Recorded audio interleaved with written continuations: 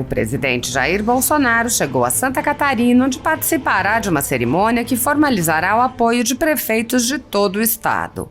Ao desembarcar, Bolsonaro foi recebido por uma multidão vestida de verde e amarelo, com bandeiras do Brasil, que aclamou o presidente e gritou palavras de ordem em seu favor e contra o ex-presidente Lula. Apoiadores do presidente Jair Bolsonaro e pessoas que apenas têm um discurso diferente do imposto pelo cartel midiático vêm sendo perseguidos, em especial pelo judiciário, além dos inquéritos conduzidos pelo ministro Alexandre de Moraes do Supremo Tribunal Federal. Também o ex-corregedor do Tribunal Superior Eleitoral, Luiz Felipe Salomão, criou seu próprio inquérito administrativo e ordenou o confisco da renda de sites e canais conservadores, como Bárbara, do canal Te Atualizei, e a Folha Política. Toda a receita gerada pelo nosso jornal desde 1º de julho de 2021 está bloqueada por ordem do TSE, com o aplauso dos ministros Luiz Roberto Barroso, Alexandre de Moraes e Edson Fachin. Há mais de 15 meses, toda a renda do nosso trabalho vem sendo retida sem qualquer previsão legal. Sem a possibilidade de receber a renda de seu trabalho, o jornal corre o risco de fechar. Se você apoia o trabalho da Folha Política e pode ajudar, use o QR Code que está visível na tela para doar qualquer quantia ou use o código ajude@folhapolitica.org. Caso não utilize Pix, há a opção de transferência bancária para a conta da empresa Raposo Fernandes, disponível na descrição deste vídeo e no comentário fixado no topo. Há 10 anos, a Folha Política faz a cobertura da política brasileira, mostrando atos, pronunciamentos e eventos dos 3 poderes, quebrando a espiral do silêncio imposta pelo cartel de mídia que quer o monopólio da informação. Pix ajude@folhapolitica.org. Assista!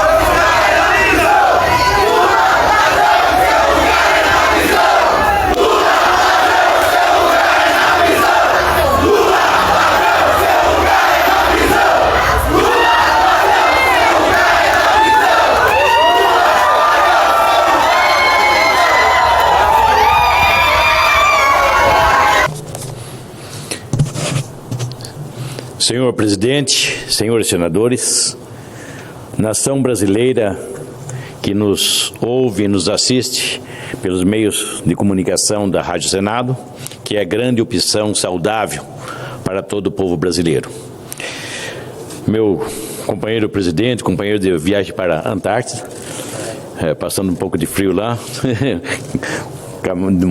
de muito companheirismo e muita amizade, mas eu gostaria de refletir um pouquinho, meu presidente, sobre um pouco da história mundial, vendo como o mundo começou tribos esparsas, sem leis, sem dogmas, sem códigos, sem constituições.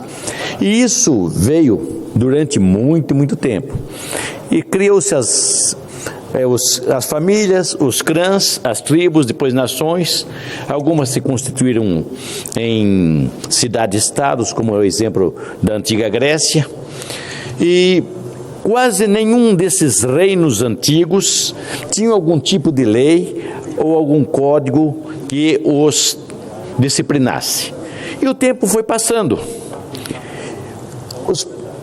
A humanidade começa a ter os primeiros códigos, e com o Código de Hammurabi, surgido talvez pelo ano 1800 a.C., depois nós temos o Torá, parte da Bíblia Sagrada, que começou a ser elaborada mais ou menos no ano 1400 a.C., concluída praticamente no ano 100 depois de Cristo. Mais tarde, um outro código que vai aparecer, justamente o Alcorão, elaborado mais ou menos pelos anos 630, 640 da era cristã. Mas tanto a Bíblia Sagrada como o Alcorão misturavam muitas vezes um pouco do código disciplinar humano, leis que deveriam reger, e como leis religiosas, que começaram a orientar os povos. Mas grande parte, meu presidente, da história humana, a história humana foi governada sem um código e sem regras de conduta e sem leis. As sociedades eram regidas ou dominadas por reis, senhores, que tinham a lei de acordo com a sua cabeça e de acordo com a circunstância. E isso veio durante muito tempo, muito tempo. E até que chegou num ponto quase de estrangulamento dessa situação. Quando, lá pelo fim do século XVIII, 1790, nessa época, a situação do absolutismo, que reinava principalmente na Europa, se tornou insustentável. E começaram a surgir os movimentos que defendiam uma legalidade.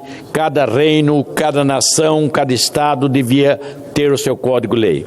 Nós tínhamos na Europa, na França, reinando na França, o rei Luís XIV, que ele dizia: "L'estat c'est moi", quer dizer, a lei sou eu. Bem, mas o tempo passou e começou. A Revolução Francesa, então, começou a estipular normas e condutas para cada segmento da sociedade. Isso não aconteceu, senador Girão, sem vida, sem luta e sem sangue, porque a Revolução Francesa inspirou novas leis e novas condutas que deveriam disciplinar os dominadores, os reis, os monarcas, os imperadores. Nenhum estado devia ser governado na mente ou na cabeça de cada um, mas por um código de leis que regesse. E isso daí começou a se estabelecer as constituições, dando direito ao cidadão de pensar, de agir e de se defender. Os tempos foram passando, e começou a se estabelecer as constituições. Mais tempo, senhor presidente, por favor. E quando o Brasil se tornou independente, nós não tínhamos uma Constituição, mas apenas um arcabouço de leis provinda da pátria-mãe Portugal. Mas em 1824 nós tivemos uma Constituição que foi outorgada por Dom Pedro I. Depois, em 1891, uma Constituição promulgada pela República. 1934, uma Constituição também democrática, mas que durou muito pouco tempo, porque em 1935, logo depois, em 37, vai instalar o Estado Novo, e o presidente Getúlio Vargas chama um jurista chamado Francisco Campos e faz uma Constituição unicamente da sua cabeça. Foi um homem que fez uma Constituição total, Francisco Campos, um jurista. Bem, essa Constituição vai durar até 1946. Bem, daí uma Constituição democrática que eu tenho o privilégio de ser trineto do meu antepassado, Guaraci Silveira, que foi constituinte tanto em 34 como em 46. Bem, essa Constituição vai durar até 67, 68, quando nós temos uma nova Constituição. Bem, e chegamos, essa Constituição de 68 vai durar aproximadamente 20 anos, quando, por uma emenda de 26, a emenda 26 de 1985 do presidente Sarney, convoca uma Assembleia Nacional Constituinte que ia funcionar a partir dos eleitos, não uma constituinte exclusiva, como nós defendíamos na época, mas uma constituinte legislativa também, mas foi estabelecida, e é a Constituição que temos. Mas meu líder Portinho, meu colega, amigo do coração, Girão, essa Constituição foi feita na época por 559 constituintes, 487 deputados e 72 senadores na época. Depois houve um aumento devido à criação de novos estados, com mais 3 senadores pelos estados criados e 8 deputados no mínimo. Bem, essa Constituição, ela tem no seu preâmbulo, ela tem a seguinte frase: nós, representantes do povo brasileiro, reunidos em Assembleia Nacional Constituinte para instituir um Estado democrático destinado a assegurar o exercício dos direitos sociais e individuais, a liberdade, a segurança, o bem-estar, o desenvolvimento, a igualdade e a justiça, com valores supremos de uma sociedade fraterna, pluralista e sem preconceitos, fundada na harmonia social e comprometida na ordem interna e internacional, com solução pacífica das controvérsias, promulgamos, sob a bênção de Deus, a seguinte Constituição da República Federativa do Brasil. Meus amigos, essa Constituição, como Ulisses Guimarães falava, a Constituição cidadã. Claro que não era perfeita, tanto é que tivemos várias emendas, mas foi talvez o melhor que pudemos fazer na época. Os constituintes puseram no segundo artigo, diz bem assim: são poderes da União, independentes e harmônicos entre si, o legislativo, o executivo e o judiciário. Meus amigos, foi a Revolução Francesa que criou os 3 poderes. Aonde existia a monarquia, senador Girão, também criou-se o poder moderador exercido pelo rei, o executivo pelo primeiro-ministro e assim o judiciário e o legislativo. As monarquias mais democráticas, como do Japão, da Inglaterra, funcionam dessa maneira, e outras também, mesmo a espanhola e tudo, funcionam desse modo, com 4 poderes, na verdade. Bem, mas nós dissemos aqui nesta Constituição, no fazer esta Constituição que rege e deve reger todos os brasileiros. E meu senador, todos nós, com mandatos e nos cargos públicos importantes, como ministros dos tribunais, nós juramos cumprir esta Constituição. Nós juramos, sobre o peso da nossa honra, cumprir essa Constituição. E hoje, senador Zalci, se não me engano, completamos 34 anos da confecção e da promulgação dessa Constituição. Hoje completamos 34 anos. Era um dia para estarmos extremamente alegres, porque o momento que nós participamos, talvez lembrando o o romance de James Cooper, o último dos moicanos, talvez eu seja o último dos constituintes vivos. Então, senhores, eu quero dizer que hoje eu vejo com tristeza, não a obra que fizemos, mas a violência que está sendo feita com a nossa Constituição. E a violência principal é quando senador Campos, senador Girão, meus colegas senadores, povo brasileiro, quando artigos da nossa Constituição são rasgados, e muito mais, quando o artigo 2º, que deve ser uma cláusula pétrea, não é respeitado. E isso nos entristece, isso nos preocupa. Qual é o Brasil que nós estamos deixando ou transferindo para a nossa geração futura? Qual é o Brasil? Qual é a segurança, senador Campos? Qual é a segurança que nós temos? Se esse daqui seria o pai, a mãe de todas as leis geradas dentro do Brasil, não está sendo respeitada. Mas nós todos juramos honrar, obedecer e defender esta Constituição. Mas, senador Exalci, meu presidente, neste momento, nós juramos cumprir e fazer cumprir esta Constituição. Aonde nas monarquias constitucionais, elas regem o poder moderador. E mais ou menos no Brasil, senador Exalci, o Senado deve exercer esse poder moderador como se fosse um quarto poder. E só o Senado tem esse poder. Nós não podemos estar nesse confronto constantemente de coisas aqui aprovadas, ali desaprovadas, aprovadas no Executivo e lá desaprovadas. Não. O artigo 2º, minha gente brasileira, meus companheiros, diz que essa Constituição deve ser harmônica, todos devem obedecer e nós todos juramos obedecer. Não é pelos cargos que temos, mas por uma nação que precisa de segurança jurídica. É isso que o nosso Brasil precisa. Os nossos filhos, nossos netos, a nação do porvir precisa de segurança jurídica.